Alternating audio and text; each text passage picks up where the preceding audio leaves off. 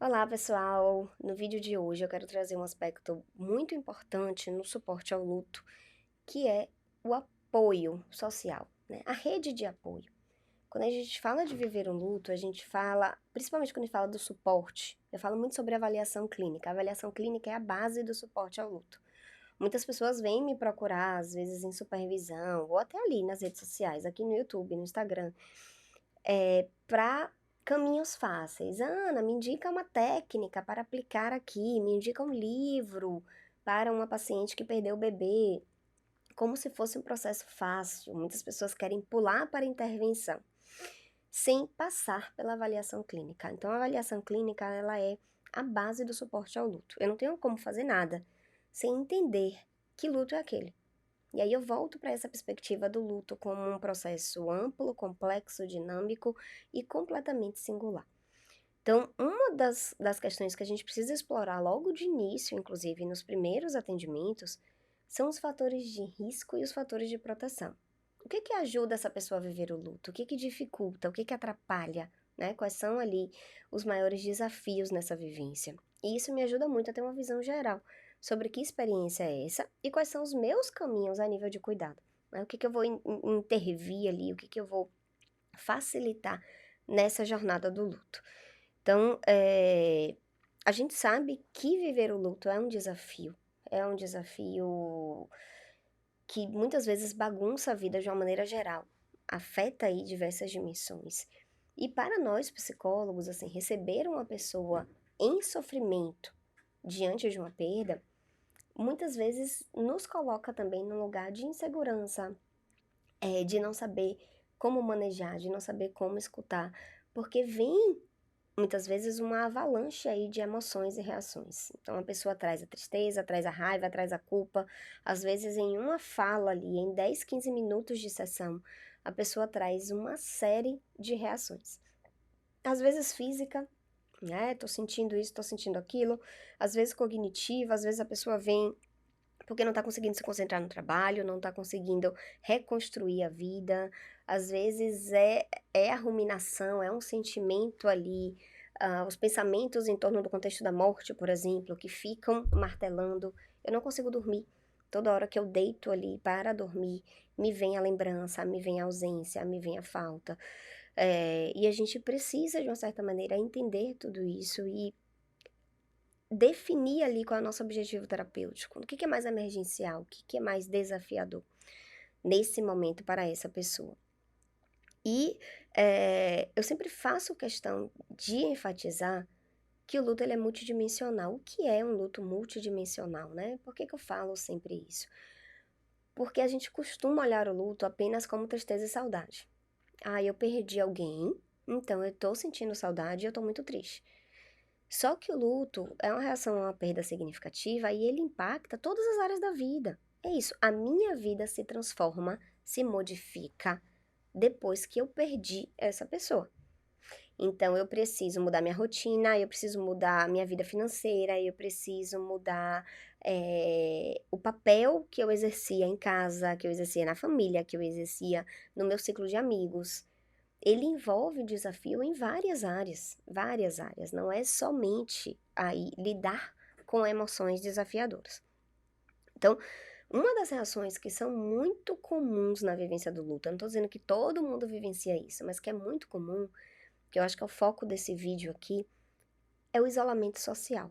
Então, é a pessoa não querer sair, não querer participar dos eventos, não querer contato. Às vezes vem esse relato, né? Tô recebendo várias mensagens, tô recebendo várias ligações, mas eu não quero atender, eu não quero falar, eu não quero ouvir.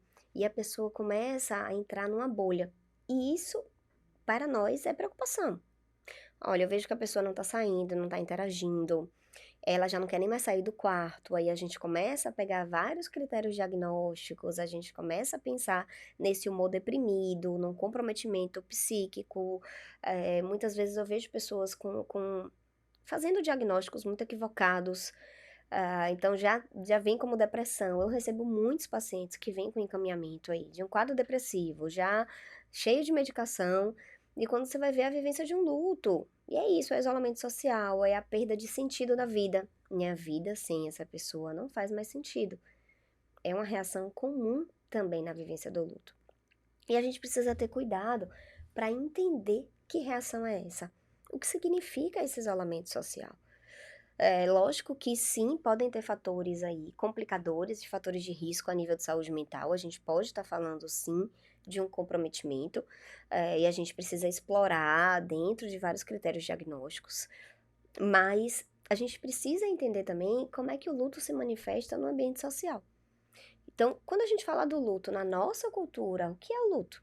É um tabu. A gente não fala sobre isso, a gente não tem espaço para falar sobre isso. Ontem eu estava atendendo um paciente que me trouxe isso. As pessoas me mandam mensagem, me perguntam como é que você tá. Quando eu começo a falar que eu tô triste, que eu não tô bem, aí eles falam que eu preciso ser forte, que eu preciso reagir, que eu tenho um filho, que eu não posso ficar desse jeito. Então, o que que ele tá fazendo? Ele tá realmente entrando no casco, né? Assim, vou me isolar aqui, vou entrar numa bolha porque é muito cansativo. Eu tô com uma ferida ali sangrando, eu tô num momento mais difícil da minha vida. Eu ainda preciso lidar com um monte de julgamento social, com um monte de frase motivacional, e com que eu acho que é o fundo desse isolamento social é esse sentimento de desamparo, de solidão. Então, ninguém entende o que eu tô vivendo, ninguém consegue efetivamente me acolher, ninguém consegue validar as minhas emoções. Então, o luto no contexto social, na nossa cultura, é um desafio muito grande. Nós temos várias regras sociais do luto. Então, eu tô vivendo um luto, eu devo chorar até tal dia, até tal momento, de determinada forma. Então, eu trabalhei muito tempo no hospital e eu via isso muito claramente. Para mim era evidente ali, principalmente falando do luto materno, né? Mães que perdem bebê, mães que perdem filhos. Então a mãe tem que chorar, mas tem que chorar até tal medida. Se também ela se desorganiza demais, já chama a psicóloga que tem alguma questão. Se a mãe está ali organizada emocionalmente, resolvendo as questões burocráticas, também há um estranhamento. Oh, não.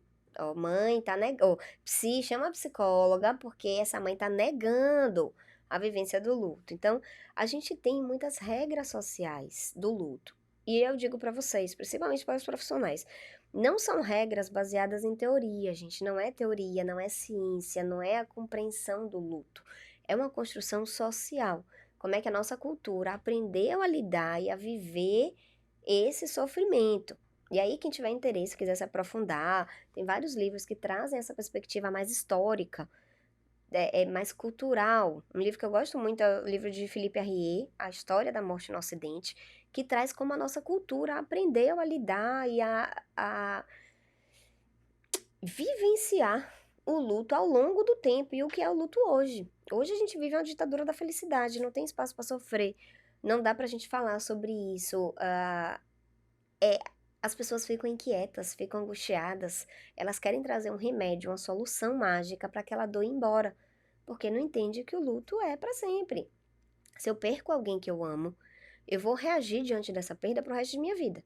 Ele se transforma ao longo do tempo e é o foco do nosso trabalho. Eu, enquanto psicóloga que trabalho com luto, o meu objetivo é facilitar essa integração do luto, mas não é fazer superar, não é fazer acabar. E o nosso contexto social e cultural, ele faz isso. Então ele traz fórmulas mágicas, você precisa superar, você precisa ficar bem, você não pode ficar desse jeito. E a intenção é boa. As pessoas ao redor querem ajudar, querem ver aquela pessoa bem.